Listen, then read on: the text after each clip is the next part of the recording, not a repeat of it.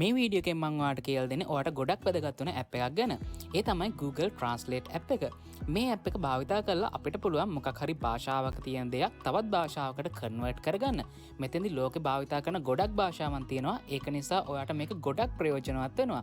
ඔයා ස්ටුඩන්ට් කෙනෙක් නම් එහෙම නැත්නම් අලුත් දේවල් ගැන හොයන කෙනෙක් නම් ඔයාට මේ ඇප් එක ගොඩක් ප්‍රයෝජනවත් වෙනවා. මොකද අපිට ඉගෙන ගනිද්දී අපිට ඉංග්‍රීසි භාෂාවෙන් වගේ තියෙන දෙයක් අපිට තේරෙන්නේ නැත්නම් අපිට කන්වර්ට් කරගන්න පුළුවන්. ඉංග්‍රීසි විතරක් නෙමෙයි වෙනත් භාෂාවන් පවා තියෙනවා. මීට අමතරව මොකක් හරි ඩොකියුමන්ට් එකක් හරි එහෙම නැත්නම් වෙබ්සයිට් එකක තියෙන දෙයක් හරි වෙනත් භාෂාවකට කන්වර්ට් කරගන්න අවශ්‍ය නම් ඔයාට මේ ඇප් එක භාවිතා කරන්න පුළුවන්.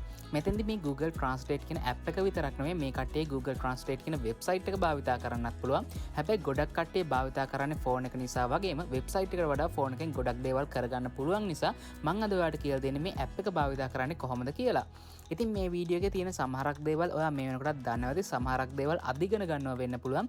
කිසිම ප්‍රශ්නයක් නැහැ. ඔයා කැමති නම් මේ වීඩියෝ එක සම්පූර්ණයෙන්ම ඉවර වෙනකම් බලන්න. ඊට පස්සේ වීඩියෝ එක හොඳයි කියලා හිතනවා නම් අනිවාර්යයෙන්ම ලයික් එකක් දාලා කමෙන්ට් එකක් දාන්න අමතක කරන්න එපා. මේ වගේ වීඩියෝස් ඉස්සරහටත් බලන්න ඕන නම් අනිවාර්යයෙන්ම channel එක subscribe කරලා bell button එක click කරලා all දාලා තියාගන්නත් අමතක කරන්න එපා. ඉතින් අපි තවත් විස්තර කතා කර ඉන්න නැතෝ යමු අද වීඩියෝ එකට. ඉතින් ඔයා මුලින්ම Google Play Store එකට හරි Apple App Store එකට හරි ගිහිල්ලා ඉවරලා Google Translate කියලා search කරගෙන මේ app එක download කරගන්න ඕන. පොඩි MB ප්‍රමාණයක ඇප් එකක් තියෙන්නේ. මේ ඇප් එක ඩවුන්ලෝඩ් කරගෙන ඉවරනහම පස්සේ ඔයා මේක ඕපන් කරගන්න.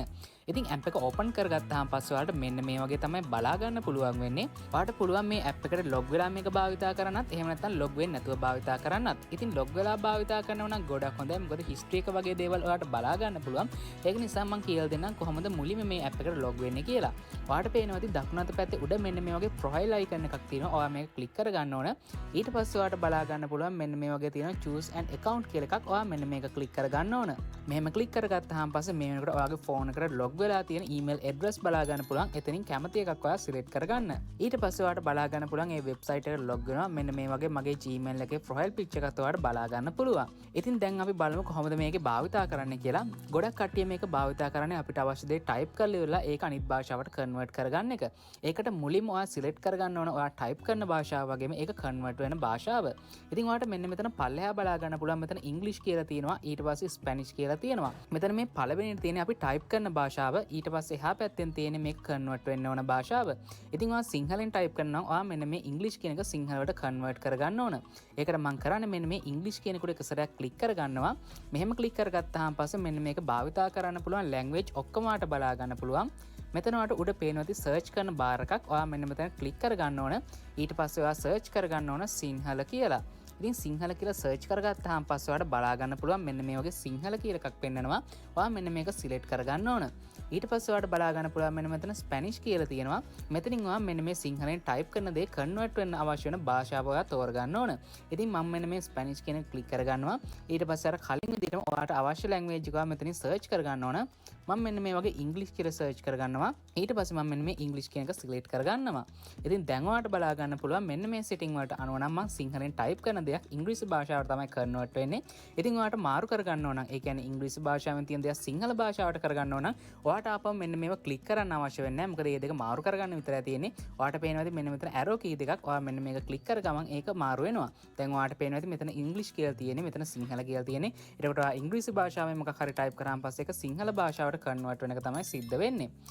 ඉතින් දැන් බලමු කොහොමද මේක අපි භාවිතා කරන්න කියලා. ඔයාලට පේනවා ඉතින් මෙන්න මෙතන enter text කියලා එකක් තියෙනවා. ඔයා මෙන්න මේක ක්ලික් කරගන්න. මෙහෙම ක්ලික් කරගත්තාම පස්සේ ඔයාගේ keyboard එකේ ඔයාලට බලා ගන්න පුළුවන්. මෙතනදි මම සිංහල තමයි තෝරගෙන තියෙන්නේ. ඒක නිසා සිංහලෙන් ටයිප් කරන දෙයක් ඉංග්‍රීසි භාෂාවට තමයි කන්වර්ට් වෙන්නේ.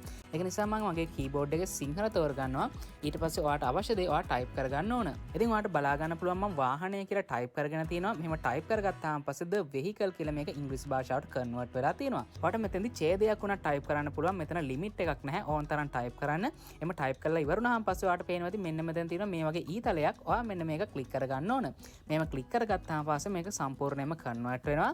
ඉතින් ඔයාලට පේනවා ඉතින් මෙන්න මෙතන අයිකන් එකක් තියෙනවා ස්පීක් එක. මේක ක්ලික් කරාම පස්සේ මෙන්න මේ සිංහලෙන් ඔයා ටයිප් කරලා එහෙම නැත්නම් මේ උඩින් ඔයා ටයිප් කරපු ඒ භාෂාවට අදාළව ඒක ප්‍රොනවුන්ස් කරන විදිය බලා ගන්න පුළුවන්. ඉතින් ඒ ටයිප් කරපු දේ කොපි කරගන්න ඕන නම් ඔයාලට මේ අයිකන් එක ක්ලික් කරලා ඉවරලා කොපි කරගන්න පුළුවන්.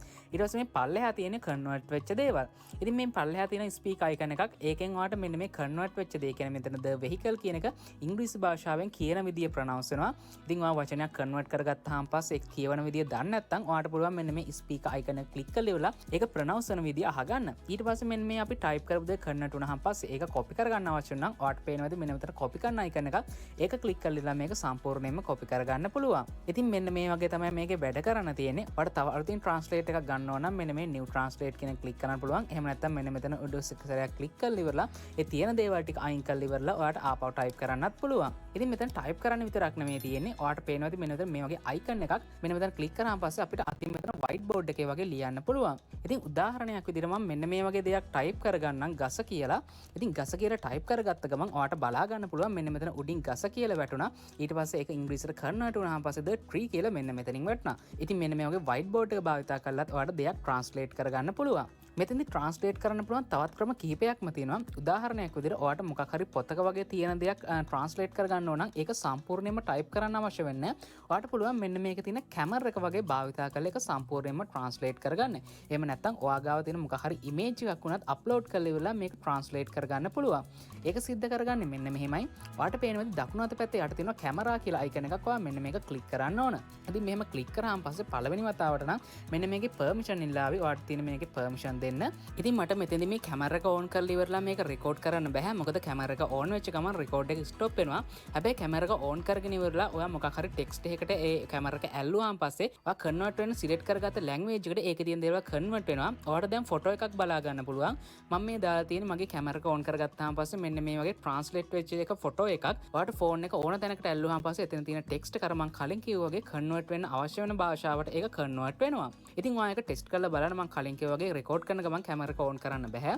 මීට අමතරව තවත් දෙයක් තියෙනවා. ඒ තමයි ඔයා ගාව මොකක් හරි ඉමේජ් එකක් තියෙනනම් ඒ ඉමේජ් එකත් ඔයාලට මෙන්න මේ වගේම ට්‍රාන්ස්ලේට් කරගන්න පුළුවන්. ඉතින් ඒකත් මෙන්න මේ කැමරා අයිකන් එක ඔයා ක්ලික් කරන්න ඕන. ඊට පස්සේ වම් අත පැත්තේ යට තියෙන අයිකන් එකක් මට මේකත් පෙන්වන්න බෑ. මොකද ඒක ඕපන් කරාම පස්සෙත් මෙන්න මේ රෙකෝඩින් එක ඕෆ් වෙනවා. ඉතින් මෙන්න මේ වම් අත පැත්තේ තියෙන යට අයිකන් එක ක්ලික් කරාම පස්සේ ඔයාගේ ෆෝන් එකේ මේවට තියෙන ගැලරි එක තමයි ඕපන් වෙන්නේ. ඒකෙන් ඔයාට අවශ්‍ය ෆොටෝ එක සිලෙක්ට් කරගත්තාම පස්සේ ඒකේ තියෙන ටෙක්ස්ට් එකත් ඔයා අර කලින් සිලෙක්ට් කරගත්ත ලැන්ග්වේජ් එකට කන්වර්ට් වෙනවා. මේ දෙකම ඔයාට මේක ටෙස්ට් කරලා බලන්න පුළුවන්. එතකොට මම කිව්ව දේ හොඳට පැහැදිලි වේවි. මීට අමතරව කන්වර්ට් කරන්න පුළුවන් තවත් ක්‍රම දෙකක් තියෙනවා. එකක් තමයි ඔයාට පුළුවන් ඔයාගේ වොයිස් එකෙන් ටයිප් කරලා, ඒ කියන්නේ වොයිස් ටයිපින් භාවිතා කරලා ඉවරලා ඒක කන්වර්ට් කරගන්න. ඔයාට මතකද මුලින්ම අපි ටෙක්ස්ට් එක ටයිප් කරා. ඉතින් මෙන්න මේ ටයිප් කරපු දේ ඔයාට වොයිස් ටයිපින් භාවිතා කරලා සිද්ධ කරගන්න පුළුවන්. ඔයාට පේනවද මෙන්න මෙතන යට මයික් එකක අයිකන් එකක් තියෙනවා. ඔයාට තියෙන මෙන්න මේක ක්ලික් කරගන්න. ඉතින් මෙන්න මේක ඕපන් කරගත්ත ගමන් ඔයා කතා කරන හැම දෙයක්ම මෙන්න මේ වගේ ටයිප් වෙන්න පටන් ගන්නවා. ඔයා ටයිප් වෙන අවශ්‍ය වෙන ලැන්ග්වේජ් එක තෝරගත්තාම පස්සේ ඒ ලැන්ග්වේජ් එකෙන් තමයි මෙන්න මේක ටයිප් වෙන්නේ. ඔයාට පේනවා ඇති. ඉතින් මේ අවශ්‍ය දේවල් ටයිප් වෙලා ඉවර වුණාට පස්සේ ඔයාට පේනවා ඇති මෙන්න මේ යට තියෙන අයිකන් එක මේකට එක සැරයක් ක්ලික් කරගන්න තියෙන්නේ. එම ක්ලික් කරගත්තාම පස්සේ ඒකට අදාළ වෙන ඔයා තෝරගත්ත ලැන්ග්වේජ් එකේ කන්වර්ට් වෙලා ඒ ටෙක්ස්ට් එක මෙන්න මේ යටින් ඔයාට බලා ගන්න පුළුවන්. මීට අමතරව තවත් ක්‍රමයක් තියෙනවා. ඒ තමයි කවුරු හරි දෙන්නෙක් කතා කර කර ඉන්න. දෙන්නෙක් වෙන්න අවශ්‍ය වෙන්නේ නැහැ. කීප දෙනෙක් කතා කර කර ඉන්නවා. එහෙම නැත්නම් කන්වර්සේෂන් එකක් සිද්ධ වෙනවා නම් ඔයාට පුළුවන් ඒකත් මෙන්න මේ Google Translate app එක භාවිතා කරලා ඔයාට අවශ්‍ය ලැන්ග්වේජ් එකකට කන්වර්ට් කරගන්න. ඔයාට පේනවා ඇති මෙන්න මෙතන වම් අත පැත්තේ යට තියෙනවා කන්වර්සේෂන් කියලා එකක්. ඔයා මෙන්න මේක ක්ලික් කරගන්න ඕන. මෙන්න මෙහෙම ක්ලික් කරගත්තාම පස්සේ එක්කෙනෙක් සිලෙක්ට් වෙනවා. ඒ සිලෙක්ට් වුණාම පස්සේ එයා කතා කරන දේවල් මෙන්න මේ වගේ ටයිප් වෙන්න පටන් ගන්නවා ඔටෝම. ඉතින් එයා කතා කරලා ඉවර වුණාම පස්සේ ඔයාට මේ බටන් එක ක්ලික් කරලා ඒක ස්ටොප් කරගන්න පුළුවන්. ඊට පස්සේ අනිත් එක්කෙනා කතා කරගන්න අවශ්‍ය වුණාම පස්සේ මෙන්න මේ අයිකන් එක ක්ලික් කරලා ඉවරලා අනිත් එක්කෙනා කතා කරන දේවල් මෙන්න මේ වගේ කන්වර්ට් කරගන්න. එහෙම නැත්නම් ටයිප් කරගන්න පුළුවන් වෙනවා. ඉතින් මේ දේවල් ටික ඔයාට මෙතන සිද්ධ කරාම පස්සේ කියන්නේ මේක භාවිතා කරද්දිම ඔයාට තේරෙනවා ඔයාට බලා ගන්න පුළුවන්. ඉතින් මෙන්න මේව තමයි Google Translate app එක භාවිතා කරලා මොකක් හරි ලැන්ග්වේජ් එකක දෙයක් තවත් ලැන්ග්වේජ් එකකට කන්වර්ට් කරගන්නේ. මම හිතනවා මම කියපු දේවල් ටික ඔයාලට හොඳට තේරෙන්නේ නැති කියලා, ඒ වගේම හොඳට ඇහෙන්නේ නැති කියලා. මොකක් හරි තැනක මට වැරදුන දෙයක් හරි මේ වීඩියෝ එකේ මොකක් හරි ගැටලුවක් තිබුණොත් අනිවාර්යයෙන්ම කමෙන්ට් එකක් දාලා ඒව මතක් කරන්නත් අමතක කරන්න එපා. එහෙම